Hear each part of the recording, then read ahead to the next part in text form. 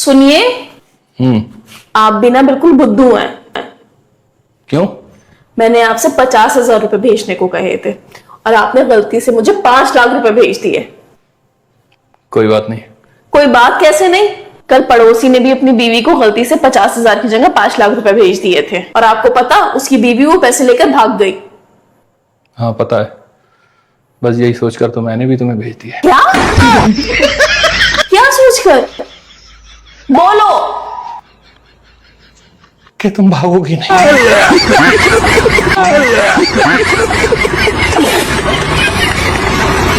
क्या? आज ये रेस्टोरेंट में किसी लड़की के गले में हाथ डालकर बैठे थे।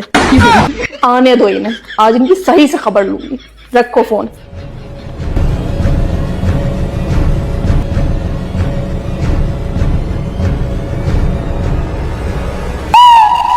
कहां से आ रहे हो?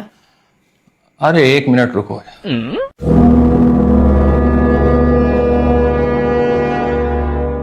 हाँ सनी, देखो मैंने तुम्हें 4 फोटोज भेजे हैं जिसमें कि साफ साफ नजर आ रहा है कि मैं तुम्हारी गर्लफ्रेंड के गले में हाथ डालकर बैठा हूं, जिससे कि तुम्हारी गर्लफ्रेंड को जरा सी भी परेशानी नहीं है, बिल्कुल आराम से बैठी है मेरे साथ।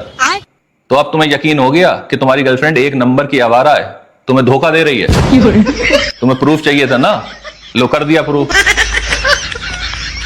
और एक बात याद रखो, हर लड़की मेरी बीवी जैसी नहीं होती है जो किसी भी दूसरे मर्द से बात करते हुए भी घबराए। हर किसी की किस्मत मेरी तरह नहीं होती है। Take care. यार दोस्तों की वजह से भी क्या क्या करना पड़ता है।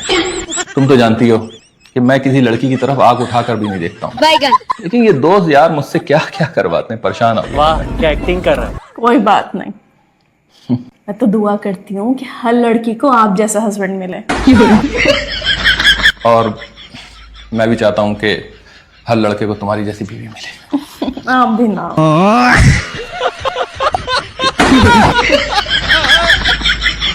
बच गया साला।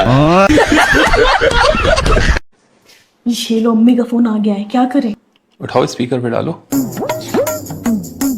हेलो, जी अम्मी। कहाँ हो बेटा तुम लोग? हम लोग घर आ गए। क्यों, क्या हुआ? ऐसे कैसे घर चले गए? अभी तो तुम लोग मेरे घर आए थे, एकदम से कैसे चले गए? अरे जब हम आपके घर आए तो हमने देखा कि आप अपने छोटे दामाद की खातिरदारी में लगी हुई हैं। मुझे पता नहीं था कि आपके वहाँ आपके छोटे दामाद की खुफिया दावत चल रही है, तो मैंने सोचा फालतू में आपकी छोटे दामाद की दावत में खलल डालूं, अमानत में खयानत बनूं, इसलिए मैं वापस आ गया। नहीं बेटा, वो दरअसल मेरा छोटा दामाद खाने के वक्त घर आ गया था, तो मैंने कहा खाना खा के जाना, बिना खाना खाए जाता तो अच्छा थोड़ी लगता। अम्मी, ये आपके बड़े दामाद होने की वजह से कुछ कहते नहीं है, इसका मतलब ये नहीं है कि इनकी कुछ समझ नहीं आता है, लेकिन इतना तो मुझे भी पता है कि बिना दावत के आप chicken fry, mutton korma, biryani और बटर चिकन, रायता भी था। और रायता ऐसे ही नहीं बनाती हैं आप। जब हम लोग घर पर आते हैं आपके, तब तो सिर्फ मसूर की दाल ही बनी होती है आपके घर पर। और छोटे दामाद को एसी में बैठा रखा था।